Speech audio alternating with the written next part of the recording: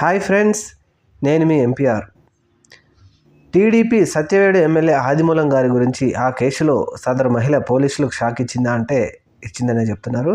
అయితే అసలు విషయం ఏంటంటే, అక్కడ మహిళ తెలుగుదేశం పార్టీకి సంబంధించిన ఒక నాయకురాలు నన్ను సత్యవేడు ఎమ్మెల్యే ఆదిమూలం గారు ఆయన రకరకాలుగా ఇబ్బందులు పెడుతున్నారు, రకరకాలుగా నా మీద అఘాయిత్యాలు చేశారని చెప్పేసి 2 సార్లు ఆల్రెడీ భీమాస్ ప్యారడైజ్లో నా మీద అఘాయిత్యం చేశారు.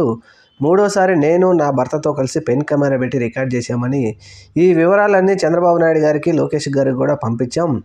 అయితే వారు దాని మీద స్పందించకపోవడం వల్ల నేను మీడియా ముందుకు రావాల్సి వచ్చిందని చెప్పేసి ఆ విషయాలన్నీ బట్టబయలు చేశారు.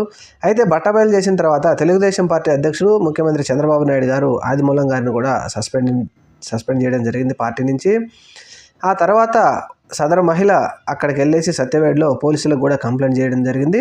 పోలీసులు కూడా కంప్లైంట్ తీసుకొని ఆయన మీద, సత్యవేడు ఎమ్మెల్యే ఆదిమూలం గారి మీద కేసు ఫైల్ చేయడం జరిగింది. కేసు ఫైల్ చేసిన తరువాత ఈ సదరు మహిళని ప్రభుత్వ ఆసుపత్రికి తీసుకెళ్ళి టెస్టులు చేయించాలి, అసలు విషయం ఏం జరిగింది అని చెప్పేసి సదరు మహిళను వెహికల్లో హాస్పిటల్కి తీసుకెళ్ళిన తర్వాత, సరే అక్కడ ఎక్కడికి వెళ్తున్నాం ఏంటి అని కూడా అడగనటువంటి ఆ మహిళ హాస్పిటల్కి వెళ్ళిన తర్వాత నేను టెస్టులు చేయించుకోను అని చెప్పేసి పోలీసులకు షాక్ ఇచ్చింది. అయితే పోలీసులు కూడా పరు విధాలుగా ఈ కేసు ఖచ్చితంగా జరిగింది అని నిరూపించాలంటే ఆధారాలు కావాలి, అందువలన టెస్ట్ చేయించుకోవాలని ఎన్ని విధాలుగా ఆవిడను అడిగినప్పటికీ ఆవిడ ఒప్పుకోకపోవడంతో నేను తర్వాత చేయించుకుంటా అంటూ ఆవిడ తప్పించుకోవడంతో ఇక పోలీసులు చేసేది లేక ఆవిడని అక్కడి నుంచి పంపించేశారు. అయితే ఈ మహిళ మాత్రం మరి పోలీసులకు ఎందుకు షాక్ ఇచ్చింది, అసలు ఇది జరిగిందా లేదా అనే దాని మీద కూడా విచారణ జరగాలని తెలుగుదేశం పార్టీ వారు కూడా చెప్తున్నారు. అయితే చంద్రబాబు నాయుడు గారు త్వరితగతిన స్పందించి ఆవిడను సస్పెండ్ చేయడం.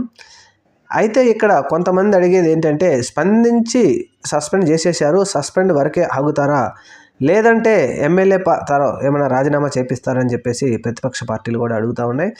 అయితే దీనికి సంబంధించి మీడియా వారు కూడా రకరకాల కథనాలు రాస్తూ ఉన్నారు. ఇంతకుముందు ఆయన వైసీపీలోనే ఉన్నారు, వైసీపీలో నుంచి వచ్చారు, వైసీపీలో వాళ్ళందరూ అలాంటి వారే అని చెప్పేసి చాలామంది రకరకాలుగా అంటూ ఉన్నారు. ఏది ఏమైనప్పటికీ ఒక మహిళ, నాకు అన్యాయం జరిగింది, ఒక రాజకీయ నాయకుడు, ప్రజలకు సేవ చేయాల్సినటువంటి నాయకుడే నా మీద అఘాయిత్యం చేశాడు, నన్ను చేయబోయాడని చెప్పి ప్రూఫ్లతో సహా బయటపెట్టి నైట్ 1 గంటకు కూడా ఎన్ని రకాలుగా ఎన్ని వందల సార్లు ఫోన్ చేశారో ఆ కాల్ రికార్డు సహా ఆవిడ బయట పెట్టడంతో ఈ సదరు ఎమ్మెల్యే గారిది విషయం అంతా బయటకు వచ్చింది.